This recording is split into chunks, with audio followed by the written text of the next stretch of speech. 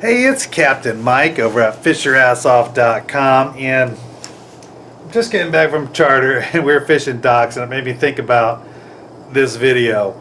I think that probably 90% of people fish docks incorrectly. Everyone kind of in their back of their brain knows that docks are a good place because of structure for fish, especially fish like redfish and flounder and snook, things like that. But I don't think they appreciate them enough, and they don't fish them the correct way. So what I did is I drew a basic dock here. Your basic dock, there's the outside, it's big, there's a walkway, here's the land, the current's coming this way.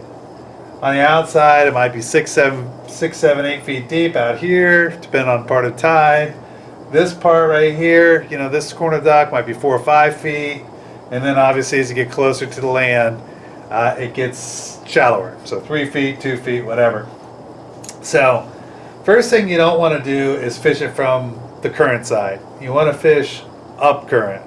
So if I were coming here, I'd be going against the current, maybe with trolling motor up these docks, a line of docks or whatever, and my first couple casts would be right here. I would cast past this, let it get to the bottom, and work it down.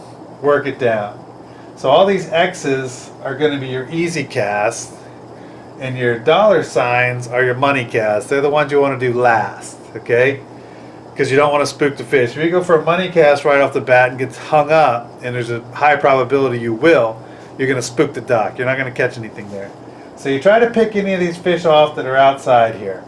So this water is deeper. There's probably some current. So you're going to need something bigger. You're going to need something that's a 1/4 ounce at least, maybe 3/8, bit bigger. 3/4. This right here is a good one for the outside parts of docks. This is the big ones, terrorize. This will get down there.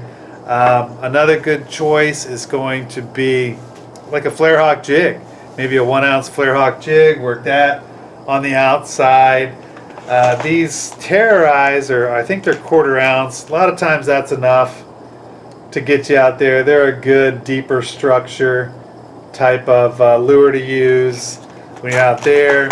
You can always just use your trusty old 3-inch paddle tail with a jig head. That's always a great choice, especially in the wintertime. You want to use the smaller stuff in the wintertime. Your 3-inch, your 2.5 inch, 2 3/4 inch is going to be your best bet in the winter.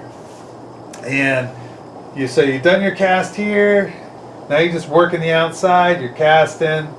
And now you're in 4 or 5 feet, so you jump down to 1/8 ounce, 1/4 ounce, just to make sure you can get on the bottom based on the current, because I don't know what the current is wherever you are, but you need to be on the bottom. You need to be close to the bottom or bouncing on the bottom.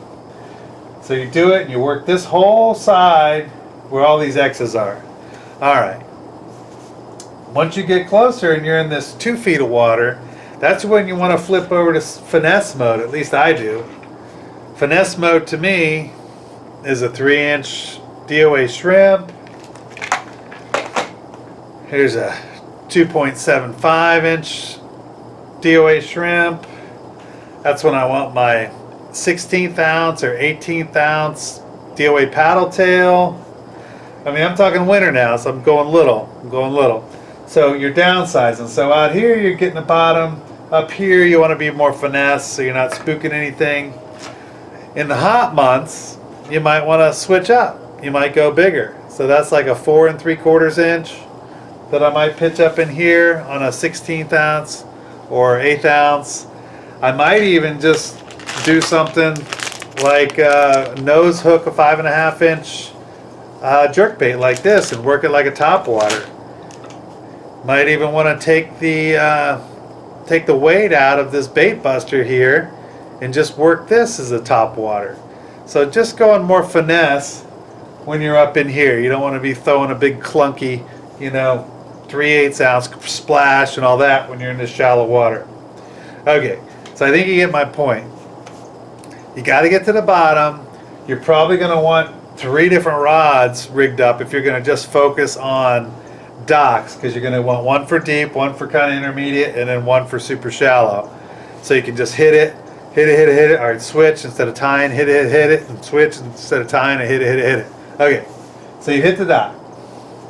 Now is when you go for the money cast.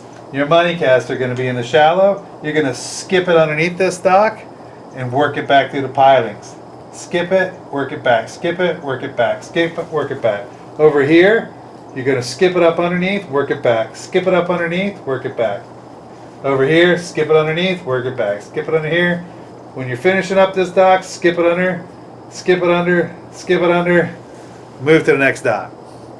Alright, so there's a lot of casting that happened on this dock because this is a good dock. Let's say this dock had a big boat on it. So you have a big boat, you know, the prop wash is going to make a little divot in the bottom behind it. Well, fish love contour changes. Great spot to fish is the back, the ass end of the boat, right? Because there's probably a nice little cut out there.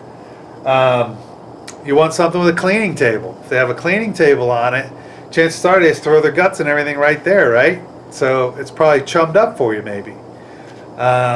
Lights. Even if it's daytime, fish usually stick around the docks with lights because they know that lights bring food. So they might hang out there. Maybe they're cold-blooded. They don't have to eat all the time like mammals do. So they can just hang out and eat at night if they want to. So those are really the things you're looking for when you're looking for what's a perfect dock. But I guess the moral of my story is you don't work a dock with one bait effectively. I don't think so. I think that's what so many people do wrong. So many people would approach it with the current. You know, they're just drifting the docks, and that's usually a mistake. You got to go against the current.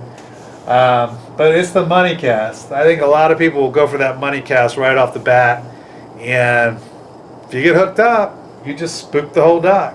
I mean, you might be able to fish this part, but the money part is gone. You can't fish that anymore once you hung it up on the bottom and tried to get it off. It's just not going to work. So, I guess, let's see, skipping lures, spooking fish, yeah, I think I covered everything. That's what my charter made me think of, was this today. So there's times to go for it with your money cast, but make sure you do the easy ones first, and make sure you switch your lures for the depths that you're fishing, because the dock goes from nothing basically to 6 to 8 feet maybe at the end of it. Oh, and you're gonna have to switch up your gear.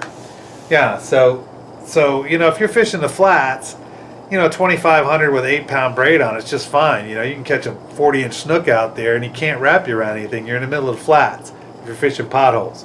Well, when you're fishing docks, there's everything to wrap you around. That's the whole idea, is you're fishing structure.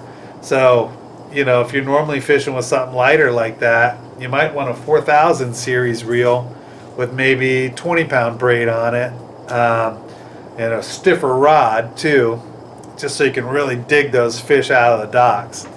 You know, yeah, you're gonna definitely need more sturdy rod. So that's something to think about too.